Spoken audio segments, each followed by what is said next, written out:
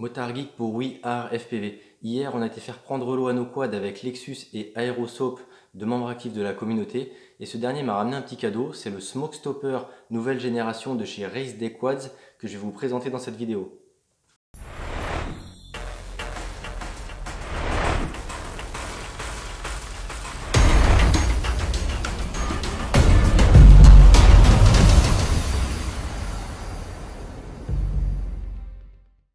Bon, je vais vous épargner l'intro à base de photomontage et l'unboxing parce que de toute façon, ce petit Smoke Stopper il est livré dans un bête sachet antistatique. C'est donc Fabrice qui l'a acheté chez Drone FPV Racer, 5,50 €. Faut donc avoir d'autres produits achetés parce que sinon ça fait cher les frais de port pour si peu. On le retrouve évidemment chez son créateur Race Day Quads, je vous mettrai tous les liens dans la description comme d'habitude. Donc ce petit Smoke Stopper, avant d'aller le tester à l'atelier, je vais quand même vous expliquer brièvement comment il fonctionne. Donc il a la même utilité que cette ampoule, la bonne vieille ampoule que m'avait fabriqué David, je vous mets le petit lien quelque part là-haut. Donc ça limite l'intensité qui passe et s'il y a un court jus sur votre montage, et ça va éviter d'aller tout cramer. Donc qu'est-ce qui se passe dans ce petit montage là? On a donc un XT60 mâle pour venir brancher la lipo avec son XT60 femelle, et là on retrouve un femelle de l'autre côté pour venir brancher sur le quad.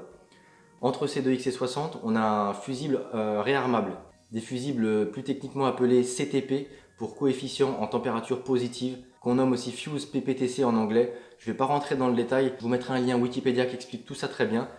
Mais grosso modo, ce fusible, lorsqu'il atteint une intensité définie, il va passer en mode résistance haute. Donc c'est pas comme un vrai fusible qui passe en circuit ouvert. Là, le circuit reste fermé, mais il y a très peu de courant qui passe jusqu'à ce que le court-circuit soit supprimé. D'ailleurs, même si on le supprime, il faut attendre un certain temps pour que la température redescende et que le fusible passe en résistance faible. Donc ce qu'on peut faire là, c'est le brancher. Donc là, je vais le brancher, hop, et comme il n'y a pas de court-circuit, la LED est verte. Donc c'est à l'inverse de l'ampoule, c'est quand ça s'éteint que c'est pas bon et qu'il faut s'inquiéter. Parce que la LED, elle est placée juste après le fusible, du coup là, il laisse passer le courant, il allume la LED. S'il y a un problème, le fusible va passer en résistance haute, il ne laissera même pas assez de courant pour allumer la LED, et là, il faudra s'inquiéter. Donc au niveau des chiffres, le fusible il va rester en mode résistance faible, donc il va laisser passer le courant en dessous de 1,1 A et au-delà de 2,2 A pendant plus de 0,5 secondes, enfin 0,5, une demi-seconde, il va passer en mode résistance haute. Et c'est là qu'il va bloquer le courant et qu'on aura juste un courant résiduel. Il n'y a pas les chiffres sur la description technique du produit, mais en gros ça évite de venir tout cramer sur sa carte s'il y a un court jus. Donc quand on a un court jus, ce qu'il faut faire c'est débrancher. Là le fusible il va refroidir, il va repasser en fonctionnement normal en laissant passer le courant. Donc c'est quelque chose qui est pratique, réutilisable et qui a une assez longue durée de vie. A priori ces fusibles là sont utilisés dans beaucoup de produits comme l'informatique, des voitures, enfin c'est quelque chose de courant, hein. C'est vrai qu'on aurait pu le retrouver plus rapidement dans notre hobby, mais ça n'arrive que maintenant et l'idée est vraiment très bonne parce que du coup on se retrouve quand même avec quelque chose de moins encombrant, nettement moins encombrant que la bonne vieille ampoule, même si on peut raccourcir les fils pour le coup. Et pour le transport, ça reste fragile parce qu'il y a quand même les deux filaments là-dedans. Et si jamais on s'en sert avec les filaments abîmés, il y a moyen qu'on crame son matos. Alors que là, le petit Smoke Stopper 2.0, comme ils l'ont appelé sur le forum, parce que c'est vrai que c'est un produit que j'avais découvert sur le forum au début du mois de février. Il y a je sais plus quel membre qui l'avait posté. Et derrière, tout de suite, Aerosoap, il a dit qu'il en avait commandé un. Et là, j'en ai profité qu'il me l'avait ramené pour vous présenter dans cette vidéo. Donc voilà, c'est pas cher, je crois même qu'il est moins cher que l'ampoule elle toute seule. Donc après, il faut racheter au détail les XT60, le fil, le fabriquer. Donc c'est sympa à fabriquer, mais clairement le produit il est plus intéressant de tout point de vue. Donc ce qu'on va faire maintenant, c'est qu'on va aller le tester à l'atelier avec une vieille carte qui craint pas grand chose. Donc on va faire le test avec ma toute première Kiss FCV1 que j'ai cramé bêtement en la tassant dans un tout petit châssis imprimé en 3D.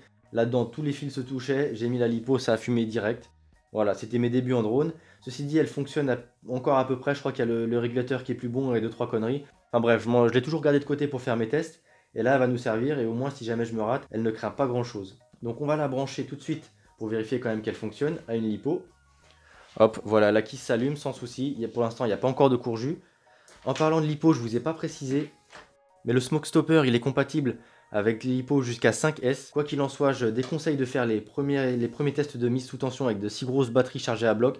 Perso, j'utilise toujours des vieilles 2 ou 3S, peu chargées, en tout cas pas à 100%, histoire que ça n'envoie pas une tension de folie. Donc le Smoke Stopper, on va le brancher. Donc la XT60 femelle, il va côté quad, et comme ça on a le mâle qui permet de se brancher sur la lipo. Là on n'a pas encore de courju, et la lumière est allumée. Donc ce qu'on peut faire tout de suite, c'est bêtement, là on va pas se prendre la tête, je vais relier le plus et le moins ensemble. Donc là je branche le JST, hop, on vérifie bien que la LED soit visible, et là normalement si je fais toucher le plus et le moins, bah, la LED devrait s'éteindre. Voilà, c'est bien le cas, et on peut voir que la kiss elle s'est éteinte elle aussi. Si on l'enlève, ça se rallume, puissance de la LED assez faible, c'est-à-dire que le fusible il est en train de se réarmer. On peut voir d'ailleurs que la kiss, elle n'a pas encore récupéré sa tension d'alimentation. Si on débranche tout ça, il faut attendre d'après la doc une dizaine de secondes que le fusible il revienne en température, et ensuite il repassera en résistance très faible et il laissera passer le courant de façon classique. Donc là si on le branche, on peut voir que la LED brille à fond. Si on rebranche ça, voilà, la kiss est à nouveau allumée, il n'y a plus de courju. Donc c'est quand même relativement efficace, très simple d'utilisation, très peu encombrant. Voilà, si on fait tout bêtement toucher le plus et le moins, hop, il passe en courju immédiatement, hein. Je vous l'ai dit dans la présentation, c'est une demi-seconde. Donc produit efficace. Là, il est en LED faible ou LED clignotante. Ça peut arriver aussi que la LED clignote. Ça veut dire que le fusible s'est déclenché et qu'il faut attendre qu'il repasse en mode normal pour le réutiliser. Donc voilà, c'est un petit produit, 5,50 €. Ça peut vous faire des économies si jamais vous vous loupez dans un montage. Une goutte d'étain qui saute, quelque chose qu'on ne voit pas, une inversion de polarité suite à une erreur d'inattention, ça va vite. On est quand même sur des composants qui coûtent cher. En tout cas chez Kiss, parce que c'est vrai que la V2 est quand même à 70 € je crois de mémoire. Donc autant brancher ça de façon sécurisée pour la première fois avec ce petit smoke stopper. Smoke stopper qui m'a été prêté donc par Fabrice du forum. Je le remercie encore parce qu'il est vraiment généreux en matos. Il m'a également ramené ce petit Badgo que je vais essayer de vous présenter assez rapidement.